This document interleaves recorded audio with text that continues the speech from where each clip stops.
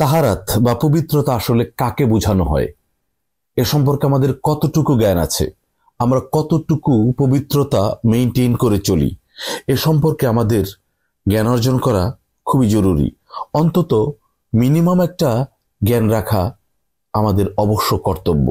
আসুন জেনে নিই তাহারাত শব্দের অর্থ বা পবিত্রতার বিস্তারিত। ইসলামী শরীয়তের পরিভাষায় শরীরের বিশেষ অংশ বা পুরো শরীর ধোয়াকে তাহারাত বলে। তাহারাত দ্বারা শরীরের নাপাকি পরিষ্কার করা হয়। ইসলাম পবিত্রতাকে গুরুত্ব দিয়েছে অপরিসীম। আরব মরুভূমিতে ইসলামের আগমন, যেখানে পানির ব্যবস্থা খুবই কম ছিল, তবুও পবিত্রতার জন্য অজু গোসল ইসলাম ফরজ করেছে। স্বামী স্ত্রী মিলনের পর উভয়ই, মেয়েরা হায়েজ নেফাজের পর যতক্ষণ পর্যন্ত গোসল না করবে ততক্ষণ পর্যন্ত পবিত্র হবে না এবং নামাজ আদায় করতে পারবে না।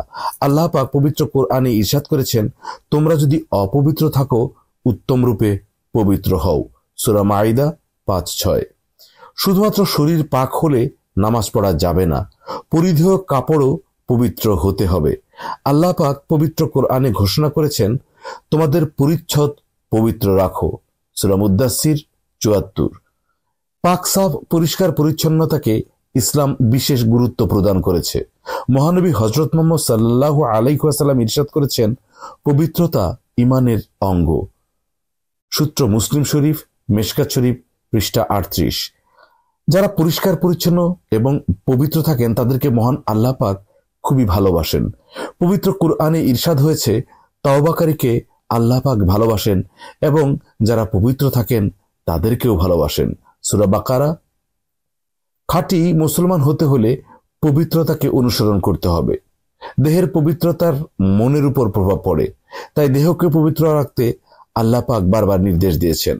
মহানবী হযরত মুহাম্মদ সাল্লাল্লাহু আলাইহি ওয়াসাল্লাম নির্দেশ দিয়েছেন, তোমরা নিদ্রা হতে জাগ্রত হলে ৩ বার হাত না ধোয়া পর্যন্ত পানির পাত্রে হাত দেবে না, কারণ ঘুমের সময় তোমার হাত কোথায় ছিল তুমি তা জানো না। বুখারী ও মুসলিম শরীফ। দাঁত ও মুখ গহ্বর পরিষ্কার রাখারও নির্দেশ দেওয়া হয়েছে। দাঁতের ময়লা খাবারের সাথে পেটে গিয়ে রোগ সৃষ্টি করে, তাই আল্লাহর নবী সাল্লাল্লাহু আলাইহি ওয়াসাল্লাম দাঁত পরিষ্কার রাখতে হাদিস পাকে বহুবার নির্দেশ দিয়েছেন। তিনি ইরশাদ করেছেন, যদি আমার উম্মতের জন্য কষ্ট না হতো তাহলে আমি প্রতি ওয়াক্ত নামাজের পূর্বে মিসওয়াক করার নির্দেশ দিতাম।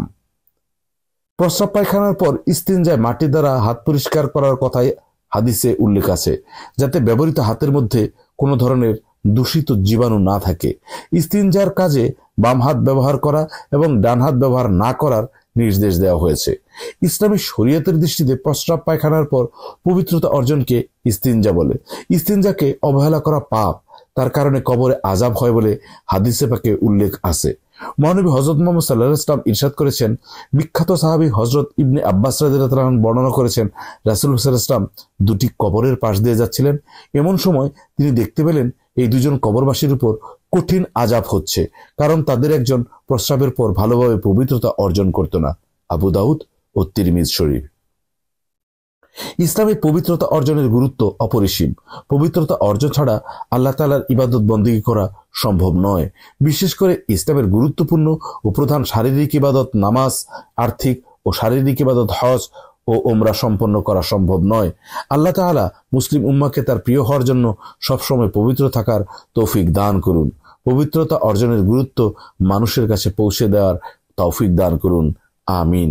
আপনি যদি চ্যানেলটিতে নতুন থাকেন তাহলে সাবস্ক্রাইব করুন এবং আল্লাহর সন্তুষ্টির উদ্দেশ্যে তৈরি এই কন্টেন্টগুলোর সঙ্গী থাকুন।